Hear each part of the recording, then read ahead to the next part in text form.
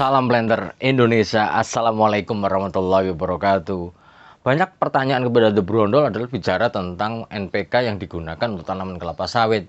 Salah satu pertanyaan yang paling banyak adalah tentang NPK 12-12-17-2 plus trace element.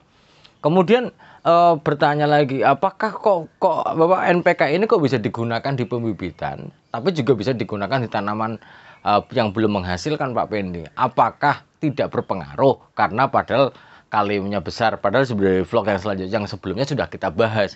Tapi nggak ada salahnya kita akan bahas tuntas bicara tentang NPK 12-12 plus trace element.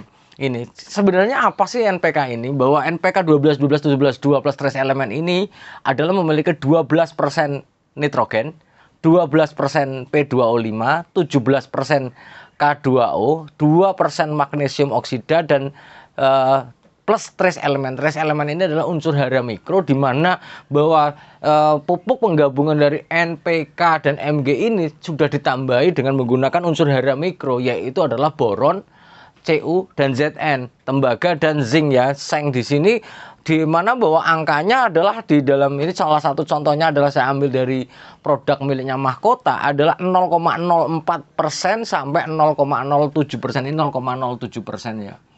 Di mana kandungannya adalah ada borak, ada CuSO4 dan ZnSO4. Ini adalah penyusun yang digunakan.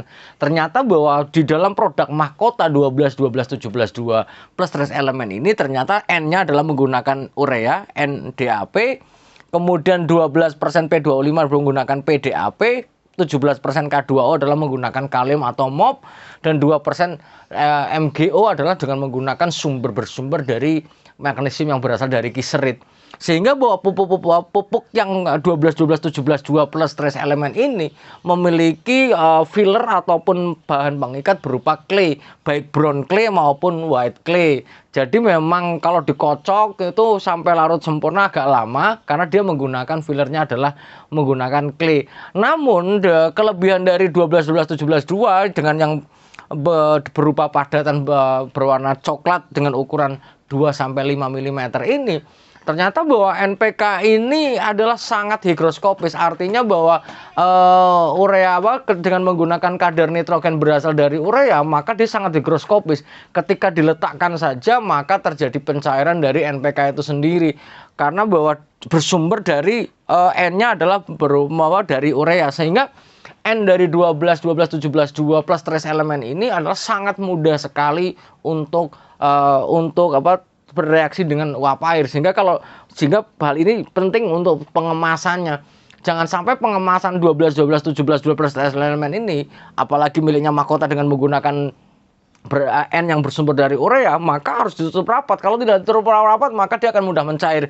Lah, 12-12-17-2 plus trace element ini selain Mahkota juga mereknya banyak sekali. Ada dari Pak Tani Saprotan Utama, kemudian ada, dan banyaklah yang membuat 12-12-17-2 plus trace element, karena memang ini adalah pupuk NPK recommended untuk tanaman yang belum menghasilkan dan di main nursery, di mana bahwa kandungan 12-17% yang besar ini adalah bagaimana ketika pemupukan NPK dengan menggunakan kalium yang besar adalah kita mencoba untuk di tanaman yang belum menghasilkan adalah pengisian buahnya sudah kita mulai, sehingga panen perdana cukup besar.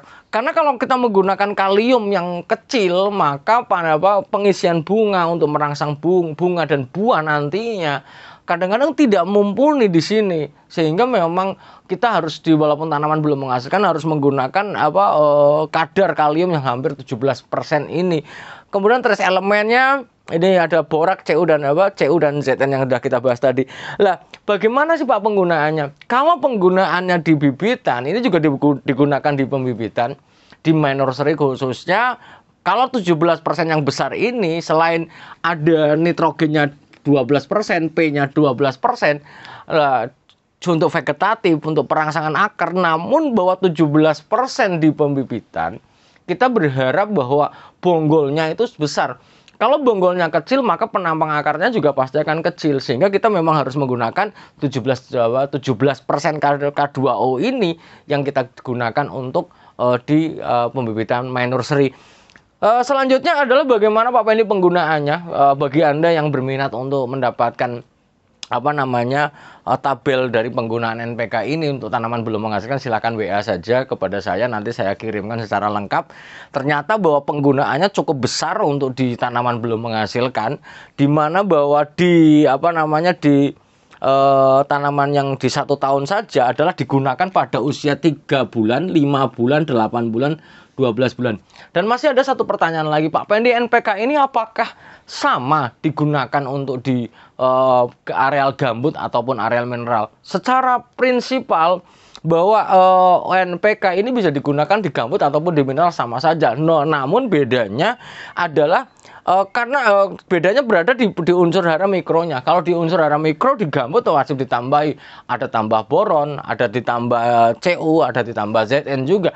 Namun di mineral tidak perlu. Ada salah satu seorang petani bertanya, apakah saya berharap bahwa ada penambahan plus Te-nya ini Pak Pendi di tanaman yang sudah menghasilkan, tapi di mineral. Saya rasa tidak perlu di mineral kita menggunakan CuSO4 atau ZnSO4 karena memang jarang sekali terjadi defisiensi Cu dan Zn di daerah mineral. Namun pada daerah gambut wajib kita tambahi CuSO4 dan ZnSO4.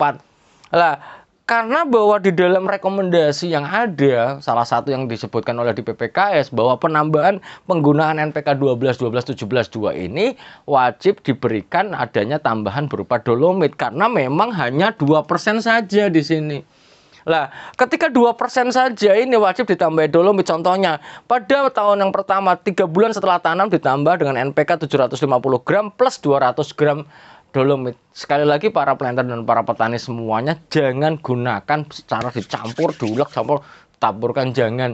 Lebih bagus adalah dijeda, taburkan dolomit, setelah 2 minggu baru minimal kita taburkan NPK-nya. Jangan dicampur karena apalagi ini ya 12% nitrogen ini ketika ditambah adanya 200 gram dolomit pada piringan yang sama, perlepasan nitrogen itu cepat, ditambah dengan adanya gugus di dolomit adalah adanya gugus karbonat, karena bahwa dolomit adalah kalsium magnesium karbonat, maka penguapan akan sangat besar di sini yang terjadi.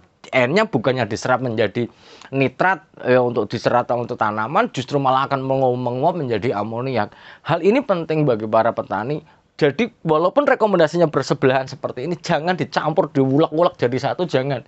Tapi sistem taburnya adalah dolomit dulu, baru 2 minggu selanjutnya adalah atau 3 minggu baru masukkan NPK-nya. Karena di sini penggunaannya adalah 3 bulan, 5 bulan, 8 bulan, dan 12 bulan. Di tahun yang kedua ada di 16 bulan setelah tanam, 20 bulan setelah tanam, 24 bulan setelah tanam. Ini kalau pengen tabelnya silahkan WA saya. Intinya seperti itu. Jadi NPK 12, 12, 17, 2 itu memang direkomendasikan untuk tanaman belum menghasilkan, dan di beberapa tempat direkomendasikan untuk pemupukan main nursery, yang mana dosis di main nursery sangat tergantung dari umur bibit yang kita tanam. Mungkin itu saja dulu yang dapat saya sampaikan, semoga bermanfaat. Pilihlah pupuk NPK yang sesuai sehingga bahwa benar-benar bahwa pencapaian di panen perdana sangat memuaskan. Jangan sampai bahwa di dalam tanaman yang kita berharap panen perdana wow, ternyata tidak wow, ternyata pupuknya kurang lah. Kita harus bertumpu pada sebuah rekomendasi yang ada. Sekali lagi, rekomendasi yang ada itu adalah sebuah pegangan yang mana memang kalau pengen mengirit ya jangan terlalu jauh banget sehingga kita tidak lari dari potensi produksi yang ada, apalagi kita menggunakan bibit yang bersertifikat. Mungkin itu dulu yang dapat saya sampaikan, semoga bermanfaat bagi saya, Anda, dan semuanya, dan semoga Allah melimpahkan rahmat, hidayah, dan kesehatan, kebahagiaan bagi kita semuanya. Salam hangat bagi keluarga dari rumah, terima kasih. Salam Planter Indonesia. Assalamualaikum warahmatullahi wabarakatuh.